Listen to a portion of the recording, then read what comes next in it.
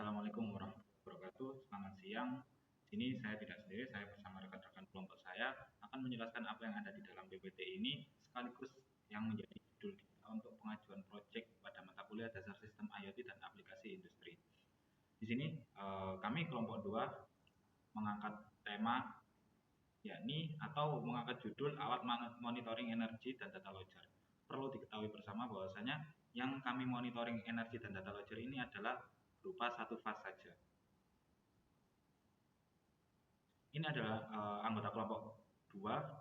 Yang pertama ada saya sendiri Alberta Begela Gigi, dan juga ada rekan saya Aldo Febrian, dan juga ada Rizky Aditya Jianto. Berikut adalah isi dari PPT ini. Yang pertama ya, ini adalah latar belakang, tentunya juga didasari oleh rumusan masalah, tujuan, manfaat, dan batasan masalah. Memasuki ke bab 2 yakni kajian pustaka, dan juga ada bab 3 metode penelitian, tempat dan waktu penelitian, dan juga yang terakhir yakni pemilihan komponen yang akan menjadi proyek kami itu sendiri. Bab 1 pendahuluan latar belakang. Kami mengangkat judul itu tentunya juga didasari oleh latar belakang, yakni energi listrik merupakan kebutuhan utama manusia karena hampir seluruh aktivitas sehari-hari bergantung padanya. Seiring dengan pesatnya perkembangan teknologi, kebutuhan listrik terus meningkat, namun kesadaran masyarakat dalam menggunakan energi secara efisien masih rendah. Nah, pada sistem kelistrikan satu fasa, kemampuan energi diperlukan untuk mengetahui besarnya tegangan, arus, daya, dan energi yang digunakan oleh beban. Jadi, tegangan, arus, daya, dan energi ini yang bakalan kami monitoring sekaligus data logger atau backup data di micro SD.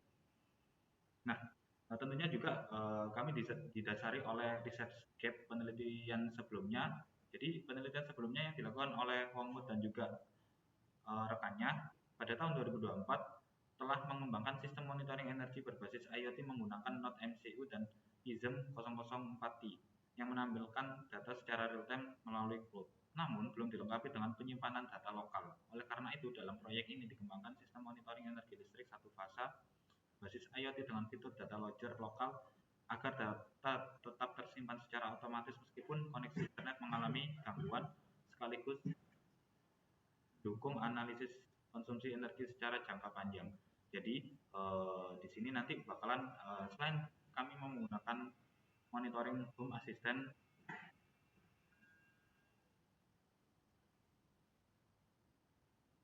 dan juga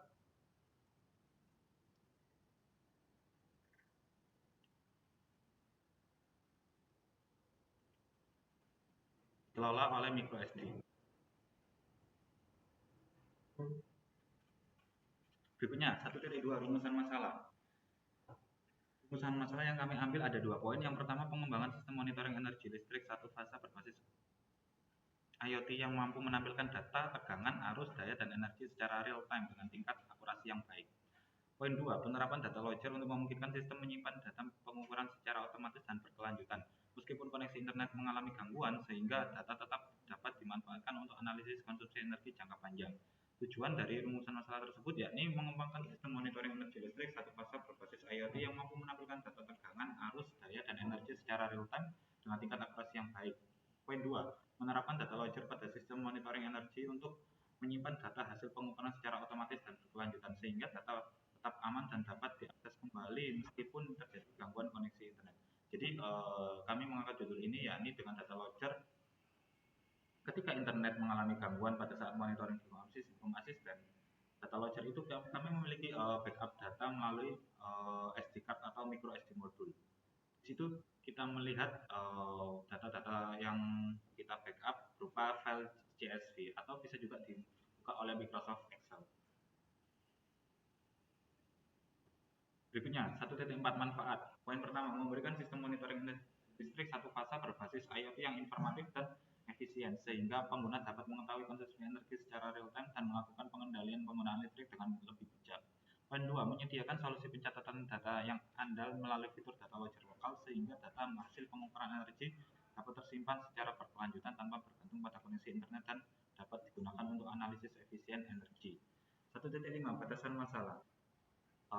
Tentunya dari judul ini kami memiliki batasan masalah agar tidak melebar ke mana-mana. Yang poin pertama yakni sistem yang dikembangkan hanya berfokus pada monitoring energi listrik satu fasa dengan beban kecil seperti lampu, charger, dan perangkat elektronik rumah tangga lainnya. Poin 2, pengukuran energi dilakukan menggunakan sensor PISM 0040 yang terhubung dengan mikrokontroller ESP32 sebagai unit pemproses utama. Poin 3, proses penyimpanan data lokal dilakukan menggunakan modul SD card sebagai media data logger, sedangkan pengiriman data ke server dilakukan melalui Wi-Fi menggunakan protokol IoT atau mungkin bisa disebut dengan MQTT. Poin 4, data yang dimonitor meliputi tegangan, arus, daya, energi, dan frekuensi tanpa mencakup analisis harmonisa atau kualitas daya atau bisa disebut juga dengan power quality. Pada bab 2 ini akan dilanjutkan oleh rekan saya.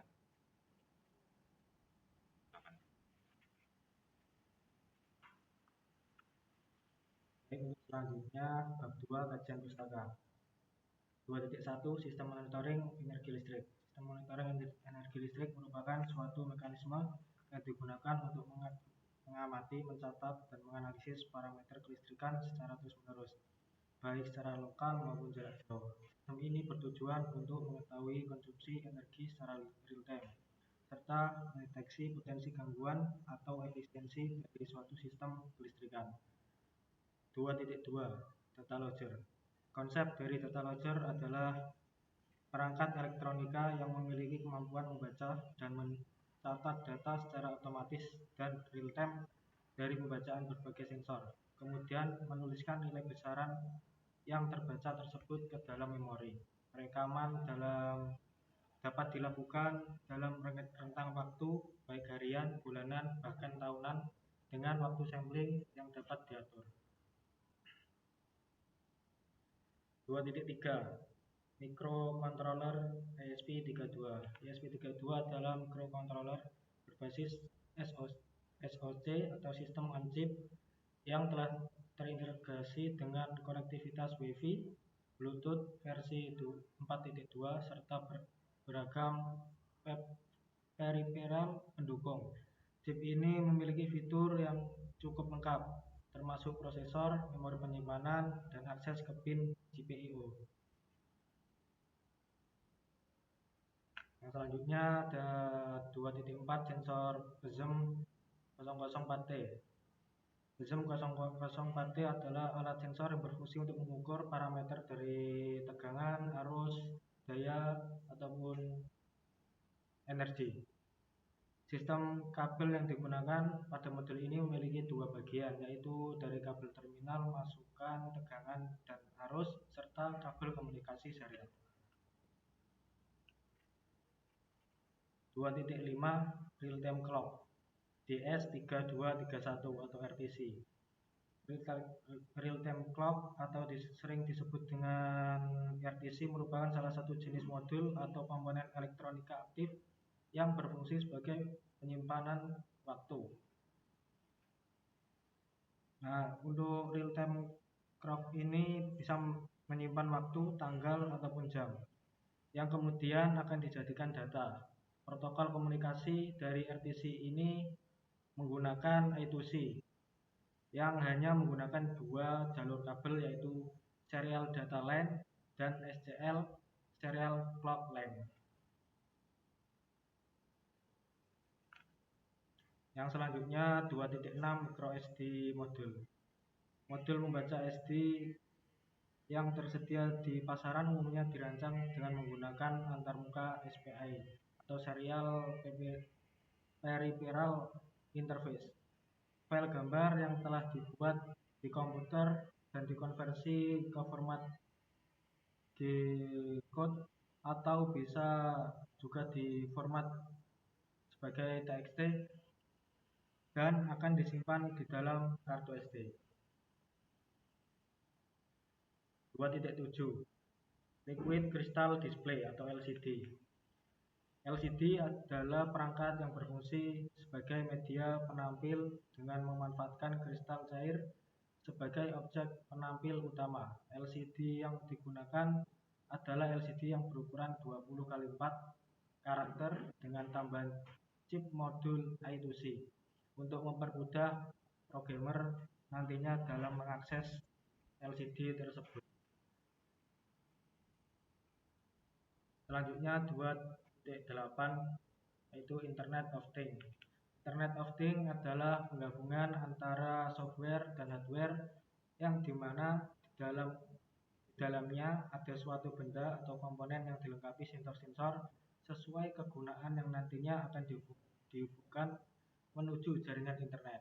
Cara kerja Internet of Things atau IoT melibatkan komunikasi otomatis antar perangkat atau mesin tanpa keterlibatan langsung dari pengguna, meskipun berada dalam jarak yang berjauhan. Dan dalam hal ini kami menggunakan software Home Assistant sebagai alat untuk memonitoring. Untuk bab 3 akan dilanjutkan oleh Arzad.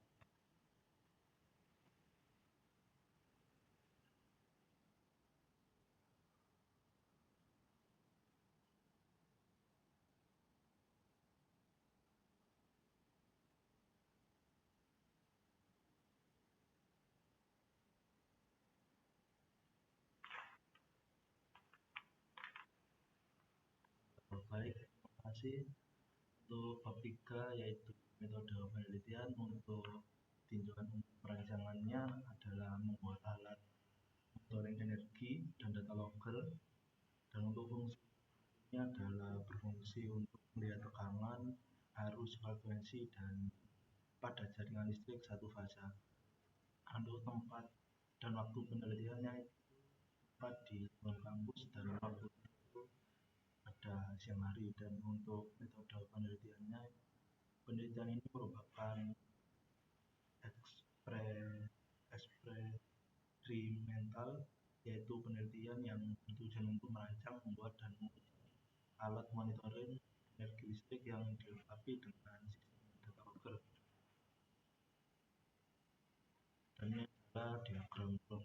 Untuk diagram blok sendiri itu di dalamnya ada 3 proses, yaitu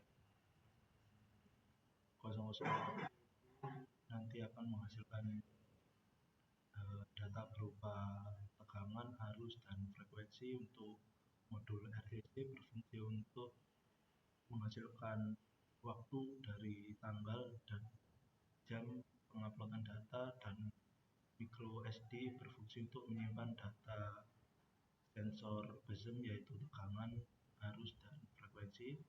Dan untuk proses yang kedua, data yang dihasilkan oleh sensor dan modul akan dikirim ke ISP32, kemudian akan diolah terus diupload ke software Home Assistant menggunakan MQTT broker.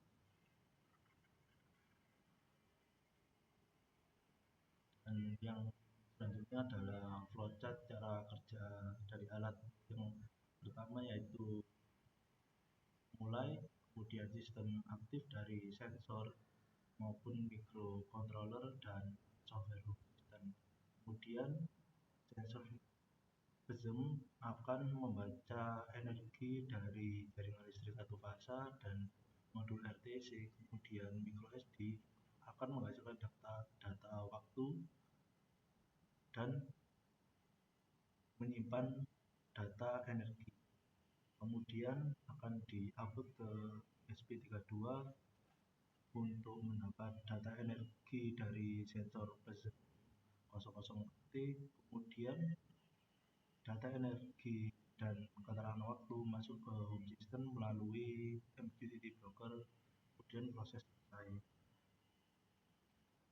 Dan untuk ini adalah desain hardware-nya, ada jaringan listrik satu fasa, kemudian sensor 004T, ISP32, dan modul RTC, kemudian modul micro SD. Untuk menyambung ke software system menggunakan jaringan Wi-Fi. Dan ini adalah pemilihan komponen, yaitu ada microcontroller ESP32, sensor bezel 004T, kemudian modul built-in clock, kemudian modul micro SD dan LCD 16x4 gitu sih. Dan terima kasih. Sekian dari kelompok kami. Assalamualaikum.